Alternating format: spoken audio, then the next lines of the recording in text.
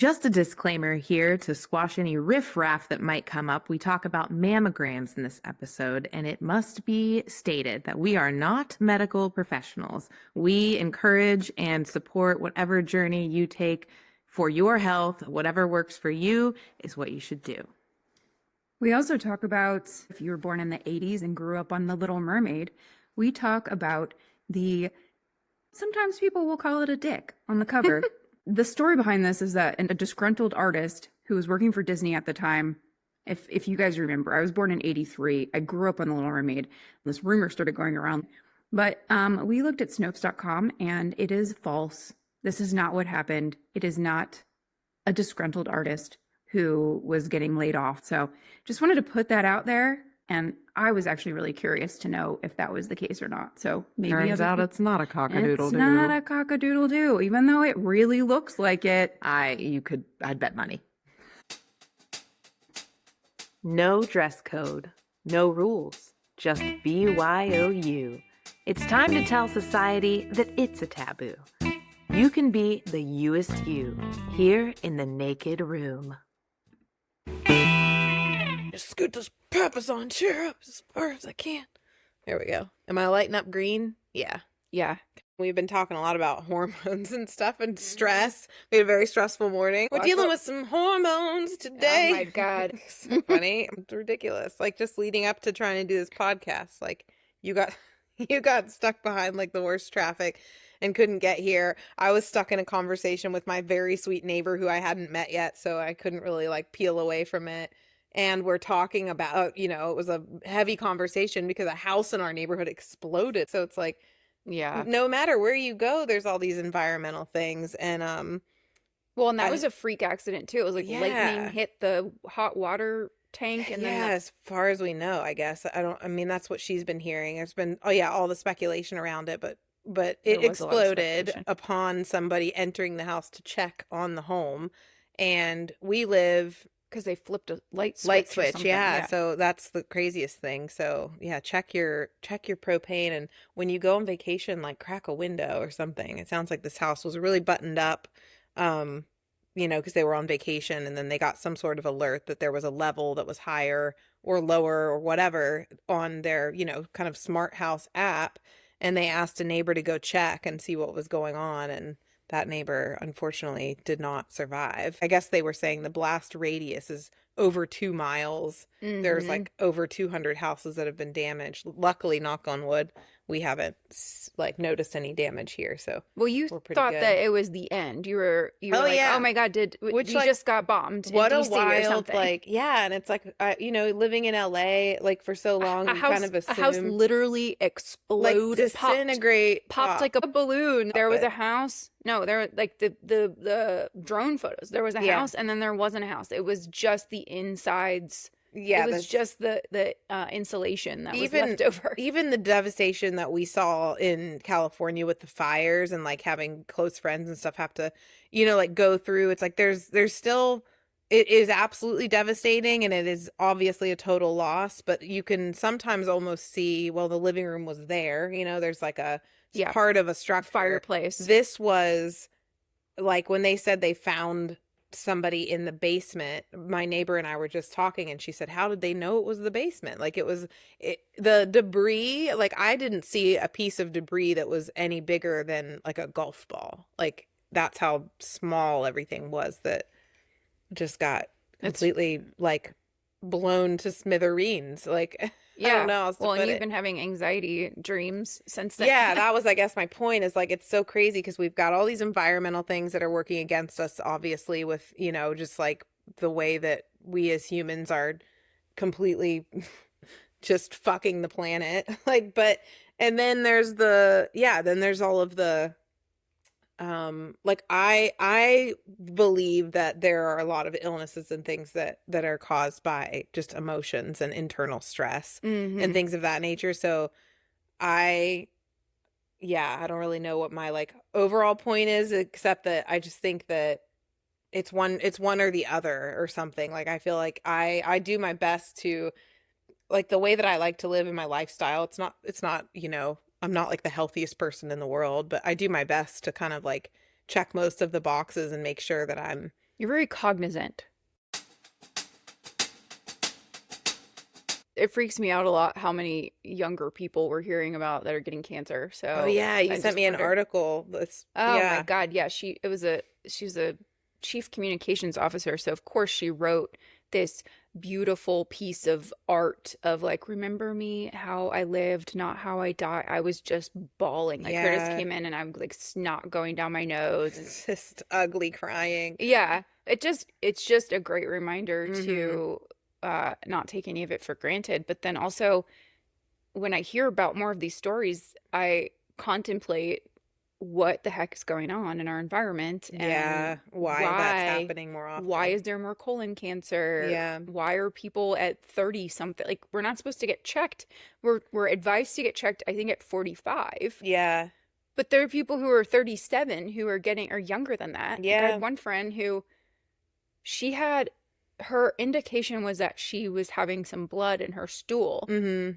So she went and got checked and it turned out she had stage 1. So she was able to get Colon cancer? yeah, she was able to get a really easy, well not easy. She had a lot of recovery, but Yeah, relatively. she was able to knock it out with a surgery instead of having to go through chemo and all of Mm-hmm. the terrible things that people have to go through with cancer, but um she's in her mid 30s. Yeah, that's wild.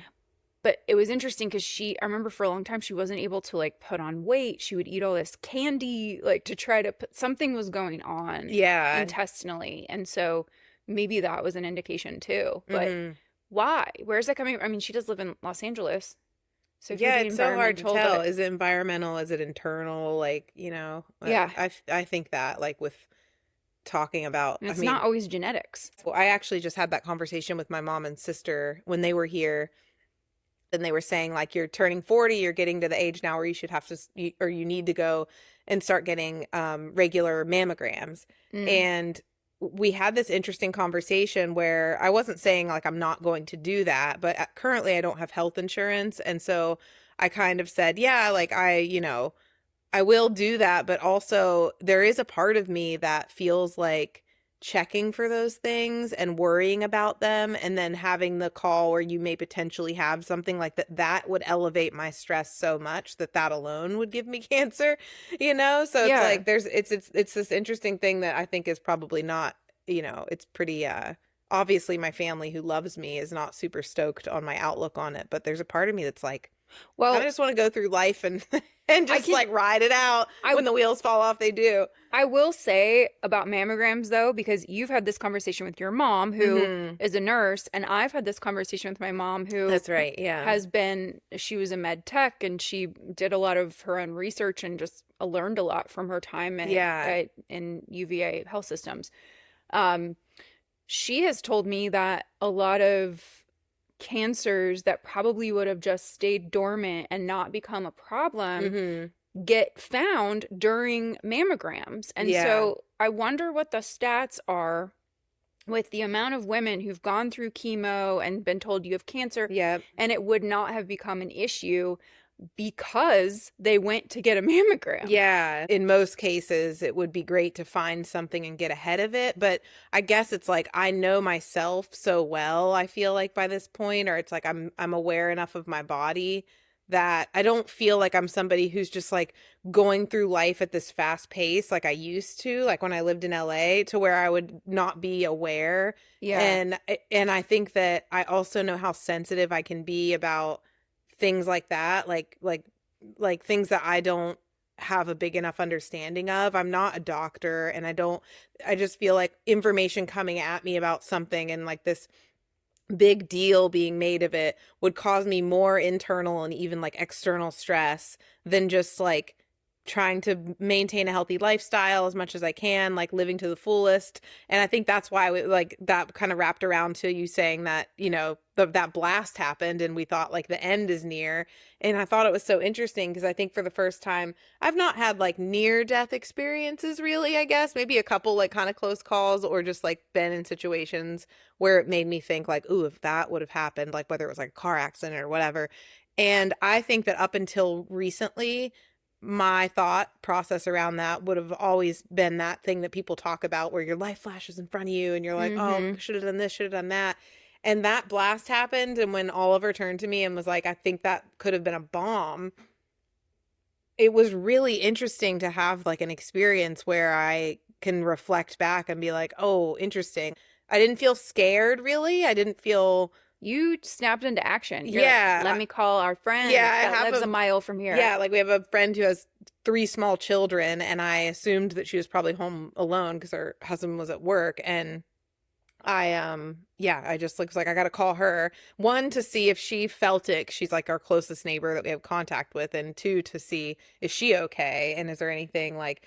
But then yeah, we kind of hung around the house figuring out, like, putting the pieces together of what happened. And I don't think Oliver either. I think we both just kind of felt like pretty content in an odd way. Like and that's kind of like wacky to think about too, because I think part of that has to do with the fact that shit's been so fucked in the last like Yeah. few years of just like with, politics, which I don't like to talk about, but just like how much has changed, that the fact that that happened and it wasn't really that shocking. Like, I mean, it was shocking, but Yeah. the thought that we could have been bombed felt like, oh, yep, I expected this eventually. Like, it was really wild. You experienced that thing that people talk about with that, the calmness, the clarity that they get. Yeah.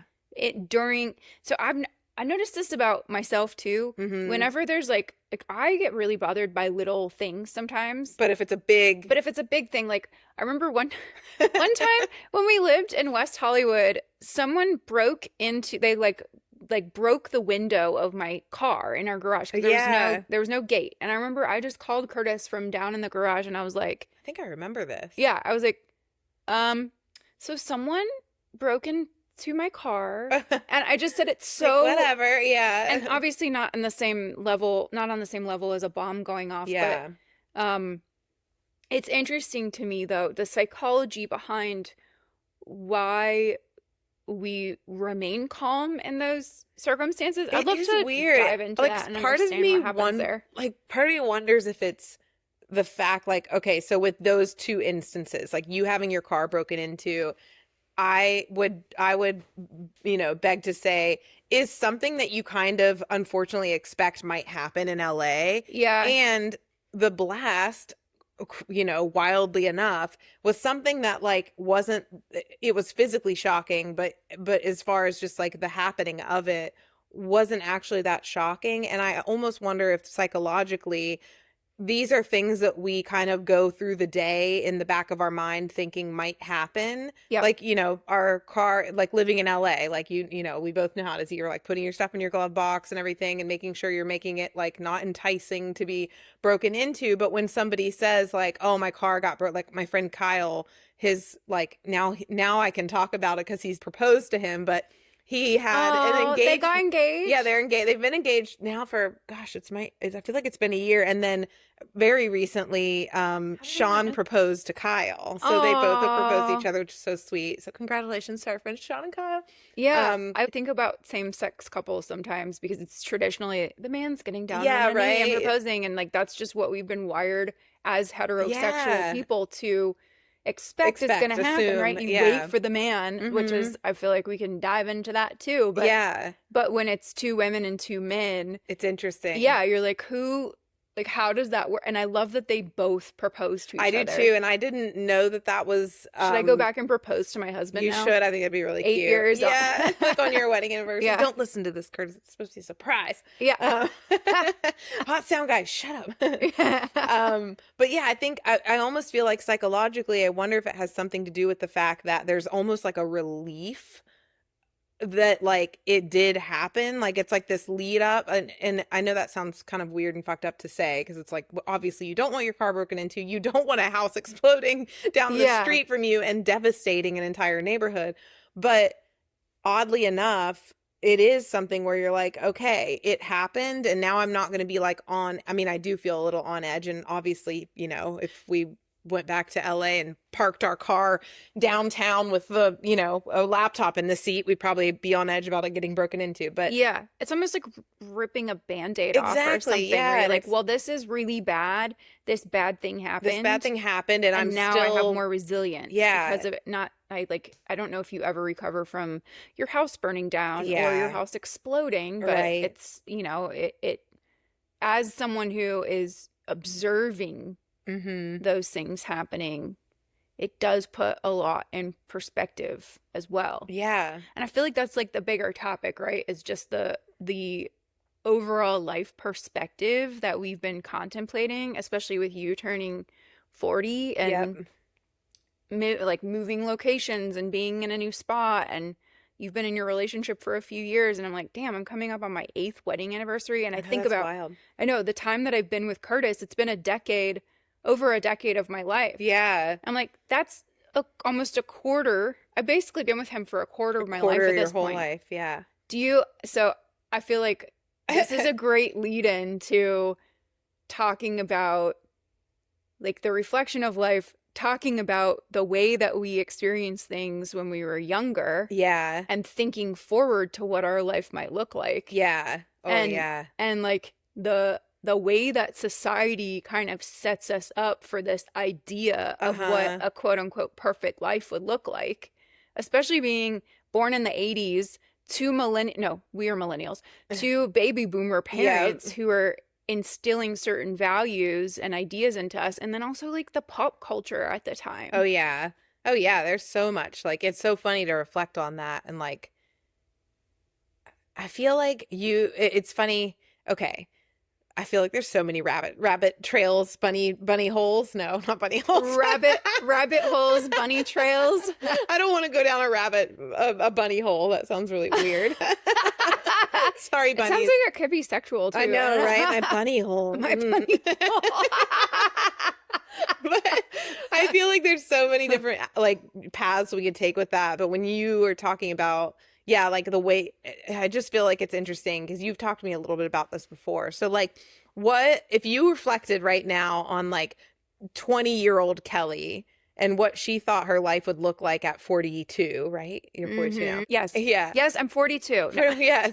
I know you, and I know that you're like really happy with the way that your life is. But I think it's interesting, like if you told 20-year-old Kelly that you are married, checkbox, like you met the love of your life and you had a beautiful wedding, I feel like that'd be a checkbox for you. Yes. But like if you told 20-year-old Kelly that you decide, after like a failed pregnancy, you decided not to be a mom, 20-year-old Kelly would probably have anxiety about that. If you told her that you rent the home that you actually reside in full time, you do own property as well as like Airbnb, I wonder what 20-year-old Kelly would feel about that. Like if she would be like, why are you still renting? Or if she would understand, you know what I mean? It's funny because it's like, you have some explaining to do, you have some Kelly. explaining to do, Kelly. But yeah, like what do you think, like your life versus now and how it's changed and the pressure you put on yourself? Because I know you and I know that you had this like kind of very not cookie cutter, but very specific path that you had decided was equal to success. Yeah. And it's interesting now to see you and be like, I feel like you're very successful in all the decisions that you've made. And I feel like so many of those decisions, 20-year-old Kelly would have been like, what the fuck, you're gonna leave your really great job at this place and just like just be like, nope, and so Yeah. I'm curious what your input is on that. It's like, I feel like I want to go back even farther. yeah, Like as a kid, like 12-year-old Kelly. yeah, because 20-year-old Kelly probably only had those thoughts based on what was ingrained in you from 12-year-old Kelly. Yeah. So mid-90s Kelly. Mid-90s Kelly, what were you Yeah, 'cause wearing? I'm like, wait, 80. Yeah, I was born in 83, so Did you have some 95. Jan sports or like carpenter jeans? I went through a grunge phase in 6th grade, and then, and then Clueless came out in 95, and I definitely went through like the plaid skirt, and freaking Empire Records. Oh, yeah. I just listened to, was it Good Hang by Amy Poehler podcast and her Paul Rudd interview and him talking about his era of like, cause he was Josh, the brother in Clueless. Oh, and yeah. It was such a good so many times reflection of that era. Let's go back to we were talking about the fashion, but then the programming that I received from the movies and the Yeah. songs and everything that was out there at the time was that I would be the happiest once I found the perfect person and Mm-hmm. got married, because Hollywood paints this picture of the honeymoon period, which is the Mm-hmm. shortest phase of every single relationship, Yeah. up to 2 years usually. I would say for me, it's typically not lasted quite that long, but up to 2 years, Historically. something happens and you're like, and now we're in We the, are, what yeah. was it? It's Poor the Oliver and I. reevaluation phase, or the Dealing power with real, struggle. yeah. We're just Yeah. having to deal with, like, I feel like Oliver and I was like, we had to deal with like real life shit off the bat. And we were like, oh God, yeah. Yeah, you We had did. to get into it like thick. And that, which almost I feel like was better because we had to see each other in like some pretty, like compromising that sounds that's not what I meant. We had to see each other in some compromising positions. We had to, yeah, see how each other handles like grief and stress and things like Yeah. that, like right off the bat, and that I feel like set a pretty good foundation. So we're just we feel like we're owed a honeymoon period at some point. We're gonna take it. So Yeah. we'll go away for a few months and we'll let you know. You go on your trip, your honeymoon trip. Yeah. So I was always a romantic, Mm-hmm. and it wasn't really until I started dating my husband, Curtis, that I think I kind of, it was after I broke up with the last person before Curtis that I feel like I snapped out of this idea that I had in my head of the perfectionism, this idea of a picture perfect life. Yeah. I got a lot more realistic. And fortunately, the guy who I dated before Curtis set me up with one very pivotal session with Phil Stutz. Oh, I remember The very that. the very Yeah. famous, he's a celebrity amazing. psychologist. Yeah. And so the guy I was dating before was like his computer guy. He would go and like fix computers for Mhm. people at their houses, do house visits. And Phil Stutz was like, okay, within 5 minutes of meeting me, he is exactly the way he is in the documentary. Okay, and then there's also The book, yeah. well, there's the books, but then there's also the show Shrinking, and it's on Apple TV. I've seen it, but was he part of the wait. So Harrison Ford's character is based on Oh, I Phil didn't even know Stutz. that. Yeah. And I've seen many episodes of Yeah. that, but now that makes total sense. That's so funny. Yeah. So he's very much like that. He's very New York, very give it to you directly. Mhm. But he also is spiritual, and he has a softness to him, which is really Yeah. lovely. But he told me in a very direct way. First off, I'm 30. I'm going to this meeting with him when or this session And it with was him in when I'm 30. person, right? Yes. So It was cool. in session. I went to his penthouse apartment in Century City, and I got to sit there on the sofa. We had a 5-minute conversation. He's like, Kelly, you're a really wonderful person. You're really nice, but you apologize way too much, and that needs to be eradicated immediately. So there was that. That's And pretty then he told me, you have this idea of a picture perfect life, and you think that once you reach it, all of the work is done. You're not going to have to go through any suffering anymore. And he's like, Yeah. I'm here to tell you that once you start to think of life as being linear and realize that there are going to be turds along the way. Yes, like poop. Turds. Yeah, Love turds it. along the way. He actually said that. And I think he might have like drawn me a diagram or Yeah, something. he's famous for drawing a Mhm. lot of things, which is so cool. And I'm like, did I keep that? I don't think I did. If I did, because I looked for it, but Yeah. he might not have actually drawn something for me. That might have been another therapist that he suggested to me, but Mhm. who I went to see for a session also. But nobody matches up to Phil Stutz. But yeah, he's like, you will be so much happier once you have the realization that life is never going to be this idea of picture perfect. There's always going to be suffering. You're always going to have to go over speed bumps. Yeah. And it took me a little while to really grasp onto that, but I did within a couple years after that session. I think I started to lean into this idea that there is no such thing as a picture perfect life, and I have felt a lot more grounded and a lot Mhm. more I've let go a lot, I guess. Yeah. And that was super pivotal for me. And it was all of the undoing from the programming that we got Yeah, and it's hard. when we were younger. Because it's not, it doesn't, it's one thing to feel like, you have a bad habit, like smoking or something that you're trying to unprogram yourself from, something that everyone thinks like, yeah, that's not good. Mm-hmm. So you have kind of the support of society to peel that away, or to try to work on getting rid of that. But it's wild to be a woman in a society where it still is very much ingrained in young females that you want to look pretty, and you want to, you want to go through this like kind of set of guidelines that will get you to be, either a wife and a mother, or a career woman and a wife and a mother. Like, Yeah, or you have to pick. or you have to pick between the Yeah. two, or There's a lot of that yeah, wiring and you too. want to have, a home, and you want to, just so much that it's not as supported if you decide to. I mean, I know I have had to explain myself here and there to people in my life, to the choices that I've made, because I've not ever settled in one spot and been like, here it is. Even with relationships, like making the decisions to get out of certain relationships. When I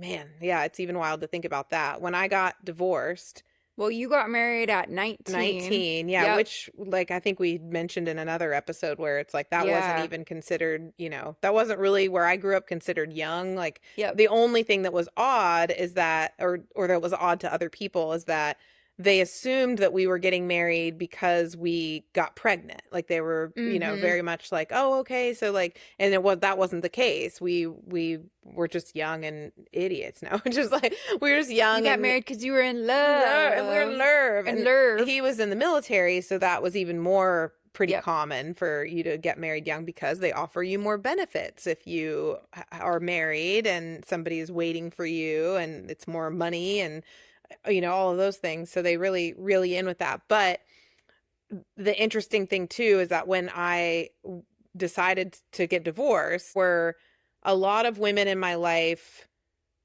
like, grew up in the same kind of way that I did, who were like a little older than me, who were probably still in marriages dealing with these things, who tried to give me the advice of like, well, that's pretty normal. Like, Yeah. you deal with those things. Like, you deal with, men being like that. And I don't even know how besides sheer will and just like who I am. Like, I always feel like I must have some guide from like a ancestor who was like a badass bitch, because like I in think you my do. mind I've always had that, like, nope, not me, like, I'm not gonna do that, that's not for me. Like, and so, but to be in a situation where you're already feeling really vulnerable, I mean, at 20, let's see, 19, 20, yeah, at 22 years old, when I was getting divorced, I had decided, and I thought in my mind, that I was deciding to be alone forever over being in a Mm. relationship with this person. And I had been like, that's okay. Like, that's fine. Mm-hmm. I'm an old maid now because I was divorced, At yeah, like,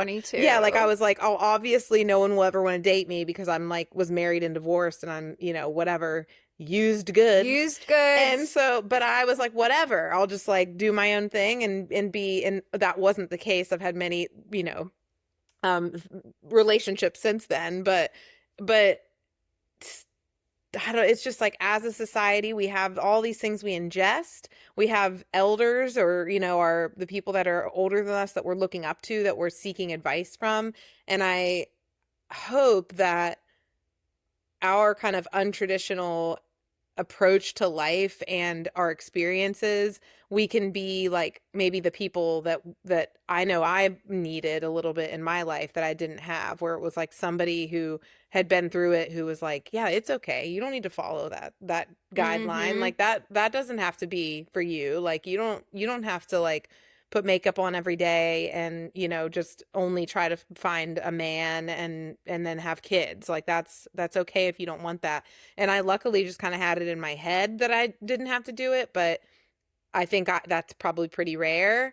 And so yeah, I hope our conversations, going down our bunny holes here can really help other young women feel like they have a sounding board for if they're feeling that way. Like, I'm Well, here to tell you, you and don't, women our age to feel like yeah, they're supported in their understood and yeah. Well, because decisions. we were talking about it yesterday with the amount of things like we kind of want to unpack whether or not we really feel a certain way or if we feel like because that's inside us Yeah, or if it's because it's we're told ingrained. that by society. Like changing our last name, Oh, yeah. that was one thing because Yep. you changed your last name. I never did, and I'm Yeah. not going to because my husband doesn't seem to be bothered by it. I had my name for 34 years, Yeah. and I heard it's a pain in the ass. It was mostly because I was lazy. I'm like, I just don't feel like But doing like, it. whatever. But Curtis doesn't care, so Yeah. it's fine. And so I'm still Kelly Garthwaite. And And society makes it so much harder. yes, but I feel people like, call me Mrs. Keeber, and I'm like, yeah. that's fine. Yeah, It you're doesn't, like, whatever. yeah, but I'm also like, yeah, no, I haven't changed my name. I remember changing mine when I got married, changing it to my married name and it being so easy. Like, and Yes, everyone was just to like, "Oh, change of it. course. Yeah, like of course this is what you're doing. Like no problem. Like boom boom Yes. boom." I mean, it's The still patriarchy yeah, wants they you push to you be in. to be owned by your Yeah, husband. which also in the same, not just the name change, but marriage in general. Like it was like all you have to do is just get this paper signed. Essentially, I'm pretty sure maybe not every state does this, and it's so funny because now I'm remembering as we're talking about it. But I distinctly remember going to the courthouse in West Virginia and filling out the paperwork to like, apply for the marriage certificate, and they just verbally asked us, "Are y'all related at all?" And we were like, "No," and they're like, "Okay, check." I think that's And it's so funny. specific. Yeah, it might be kind of specific to where I grew up, but it was an easy process for the most part. It was just this, Also, how old school English of you, like yeah, monarchy right. I vibes. know. Is And this your brother? is this your brother? Okay. And so yeah, I was like, is there a different piece of paperwork we have to fill out, or is it's like I feel like they'd still be like, it's okay, but no, that's terrible. But it was really easy. And then when I went to change my name, and it could have also had to do with being like I was in a different state at that point, but there were just so many hoops to jump through and When you went to change it back change it back after to you my got maiden divorced. name. Yeah. Yeah, it was a lot of hoops to jump through. It was very, very, I remember one of the hardest things was separating because we shared a loan, a car loan, a vehicle loan through our bank. Mm. And I was trying to take on ownership of that loan because the payments weren't being made by anyone else but me. So I was like, it's time to now get this other name off of here so that it's just my name. And this is in, whatever, what was the year? I got You married would in have been 2000. I got married in let's do 2005. 20. So it was like 19. it was No, like 2000. 2007 I was like- probably. Yeah, I was like I don't know. 1986. No, you were born. Yeah. It was No, you were probably born in around 1985. it was like 2007 or something like that. But I remember I think it took three chances or three different times I had to call the bank and explain to them what was happening, and they would take my name off of it and leave his on because they didn't comprehend that the woman was the one who wanted to take over the payments and like carry this on. And it was Damn. so wild. I had to physically go into the bank and like show them all of this paperwork and say, no, like I am absorbing this.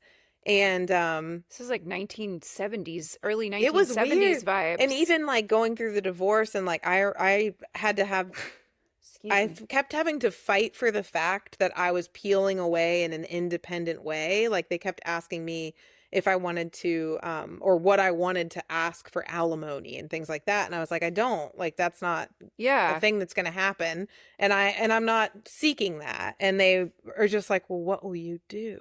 Like, Yeah, it how will didn't you compute. survive? And why are you, doing this to yourself? And it's, Because and these no people weren't wonder. questioning the status quo. Uh-huh. Yeah. And it is set up to where, yeah, it's like, We just sit and look pretty. sit and look pretty. Be your And husband's property. yeah, it felt very much like I was just trying to like be like, I'm a human still. Like for the Yeah. last few years I belonged to this other human, but I would like my ownership of myself back.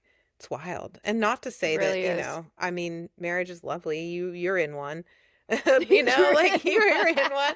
It's Yeah. it's not all, it's not all doom and gloom and patriarchy and things like that, but I think it's Yeah. really important to be aware of your choices and your Of your options and independence. your independence. Yeah. Well, yeah, and maintaining your sense of self and Yeah. not getting completely absorbed in this identity of being someone's wife, you know. Yeah. And it's like if that's the way that some women approach it, then that's how they're going to approach it. But I Mhm. think it's just important. The thing that we're trying to hit home is questioning why all of these particular things exist. Why has it always worked this way? Yeah. And why are we not asking more questions about how we got to where we are? Yeah. And I think a lot of times the questions don't get asked. And as you become more of like an independent, woman, we'll say, I mean, obviously it's for anyone who feels independent, but specifically talking about women, it's like as you become independent, you become more hyper aware of where that is happening around you. And I think I've had to remind myself over and over again that just because it's a situation that I have decided might not work for me, it's hard sometimes because then you feel like you have this deeper knowledge of like, watching somebody like give up a career and have children and take their husband's last name and things like that. And part of it is like, yes, that was ingrained in them. And but also it's like, but sometimes it's hard to argue with it because it's like, well, if they're happy, like I wasn't happy in my marriage, and not just because I wanted independence, there were a lot of other circumstances that were, you know, unhealthy. But I think that it's tough because yeah, like it isn't questioned a lot most of the time because they do are like, this is what I wanted and I got it, and this is Yeah, okay. I've not even settled, but they're like, this is my idea of right. happiness and I'm good. But did that come from Ingrained, exactly. societal Right? programming versus an actual one? Yeah. And we don't necessarily have, this is more of a, I guess we'll go with a rhetorical, Mm-hmm. it's more just to get people to Thinking. Yeah, contemplate contemplate it. why why are we programmed to think that, or Yeah. where did that even come from in the first place? It's kind of like that book. It's like chicken or the egg and thing too, a little bit like Yeah. yeah. And it is true. Like, Like, yeah, I was on the stair stepper and I have a 90s workout playlist, and Britney Spears, her first single, Baby One More Time, hit me baby one more hit time. me one more time. But now Apple Music has it so you can watch the lyrics. Oh yeah. And I was reading the lyrics and like singing along in my head as I'm on the stairs, and I was like, "Damn, this is real toxic programming right here." No She pun is, intended. yeah, She has because a she has song a song named called Toxic. Toxic, which I'm like, is that a reaction to her first song? But she's 16 years old Mm-hmm. and she becomes this icon. Yeah. And this song is written by a Max Martin, I think it was. Yeah. I see it at the end of the credits. And some of the lyrics, I'm just like, holy crap. She's saying, like, you're the reason I breathe. Yeah, yeah. My loneliness is me. killing me. Like, Yeah. she is sending, this man wrote these lyrics for her as a Uh-huh. 16-year-old to sing and put out into the world for other women, It is girls. so wild. And it's an anthem. Yeah. And I remember bringing this up to you and I was like, how can we like flip the script on this and turn this into a women's anthem? Yeah. Where we're like owning Which that I think we love ourselves so much. like thankfully like that has happened, or like that has been happening a lot. Like I Yeah. think of like, I mean, I don't and maybe not, I don't know that there's one artist off the top of my head at least where I can be like everything they sing is really empowered. But like, if we're using like Beyonce, since everybody loves and talks about her, it's like she definitely has some power anthems, I think, that are more about like female empowerment, and like Yeah. people are Even with Destiny's Child. yeah, like people are attaching to that. And or was there like Lizzo, even though I know there was some controversy around that, but Yeah. those are two people that come to mind like right off the bat of like, okay, there are hits, and I mean Taylor Swift, like there's so many Oh yeah, that Alanis. yeah. We can't leave Alanis We out. can't leave Atlantis out. Like, thankfully, that has Pivotal. been, acknowledged at least and reversed a bit, because women are getting more, aware of the fact that there needs to be more of that. Like, these songs that are getting stuck in our head that we're listening to, that we think we're just like singing this little hit me baby one, Yeah, and then you're like, exactly. wait, I sang that over and over again. And I Yes. listened to it in my room. Like, I was like 14. you literally being programmed to be like, if I'm alone and I don't have a man, I'll die. It's Yeah. like, so thankfully that has been changing. But I feel like, I think we said earlier, it would be so wild to go back and do an entire episode where we dig into the things that we loved about movies and music back in that time that were just so part of our core, like 90210.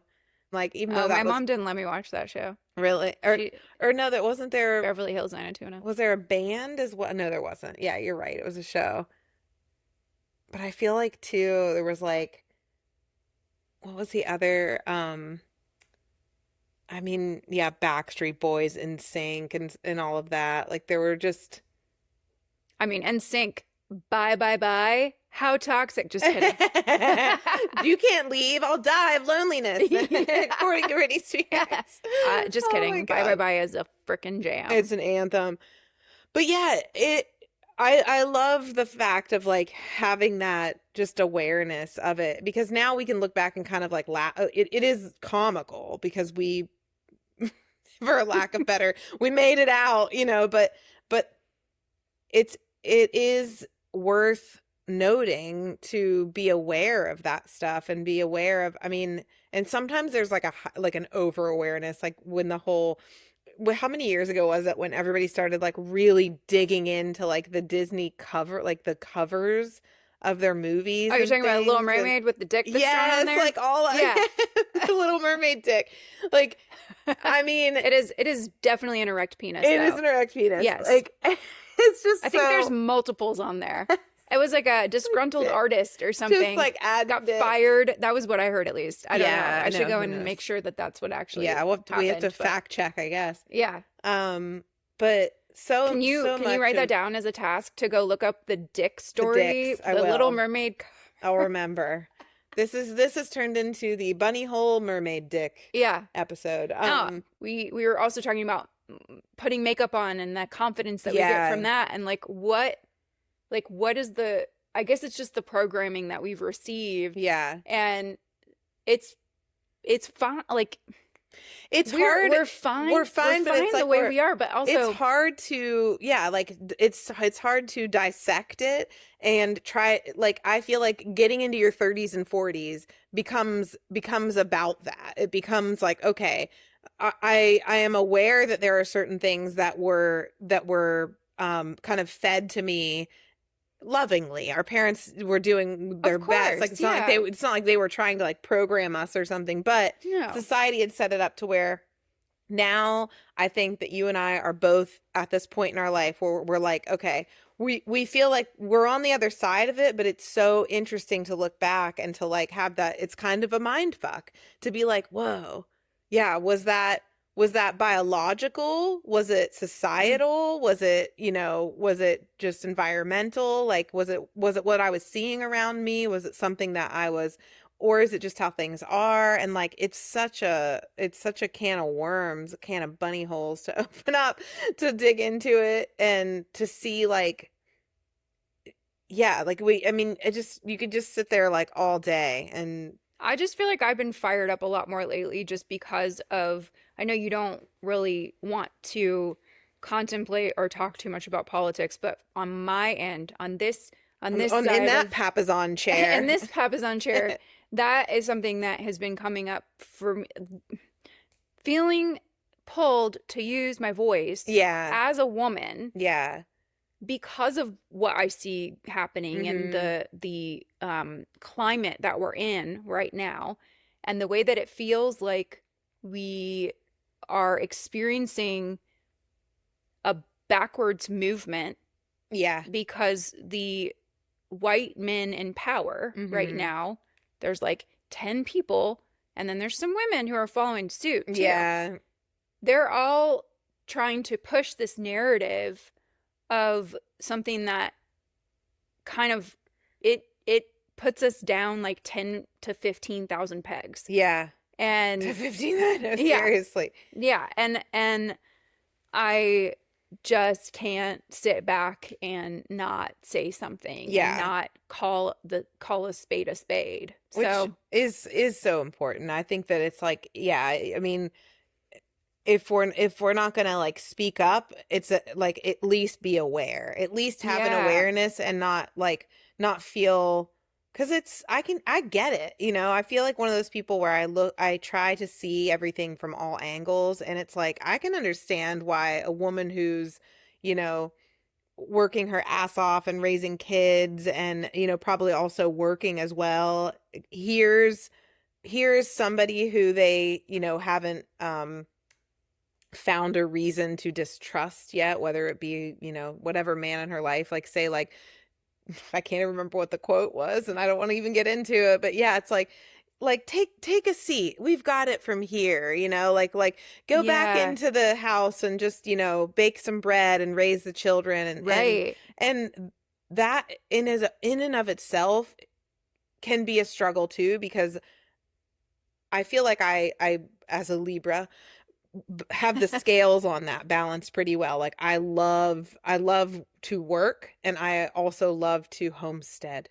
And like Yeah. there's this mix of the two where like I'm lucky enough, and I think you as well, like we are lucky enough to be with partners that totally are fine with the balance of that. Like there's been moments where I have taken care of Oliver, and now now it's kind of a mix of the two, and you've had the same, where it's like there's been times where you've, you know, Yes. kind of footed the bill, and then you're able to step back and like Feels like a good division of tasks. good division of tasks and labor. Yeah, and I think that, you know, I worry as well, because I think there is a narrative being painted, a picture being painted for women that just kind of taking a seat, like, in what really seems like it's happening is they're like, let us kick it back to when we were mostly in charge, or when we Yes. were fully in charge, To the 50s. to the 50s, Or where earlier. you were, you know, wearing your apron and baking your bread and everything, and everyone was happy and smoking cigarettes. And then, but what really is happening is it's rights being stripped away. And, Yep. you know, we may be, you know, kind of witty enough to see that, but I do understand and see that there are obviously many women and people who just don't recognize that about what is happening. And Yes. so, Yeah, and they're not asking a lot of the same questions. yeah. And Or maybe any questions at all. Yeah. Like, And maybe they technically have it good in Yeah. quotes because they're not having to worry about money or Yeah. the other things that might stress someone out. And I'm saying that I'm projecting because I'm like, I love when I have money security. but, Yeah. that is not the only thing that brings happiness and security and makes your life feel supported. There are so Yeah. many other elements to it. So I think it's just a matter of stopping to ask some more questions and to use your voices and to speak up. And I just want to promote that as much as I can. Yeah. So I feel No notes. No. That's the Bunny Hole Mermaid Dick episode. The Naked Room podcast is brought to you by hot coffee, cold showers, grit and determination, the power of being a woman. We'd like to thank ourselves. This is a self-run operation. We have done all of this on our own, other than with the help of our hot sound guy, my husband, Curtis Keeper, who curated all of our equipment and got us up and running. If you'd like to sponsor us, reach out. Join us for new episodes every hump day or Wednesday for you prudes out there. Anywhere you get your podcast fix. And follow us on Substack and Instagram at The Naked Room Pod for behind the scenes and more.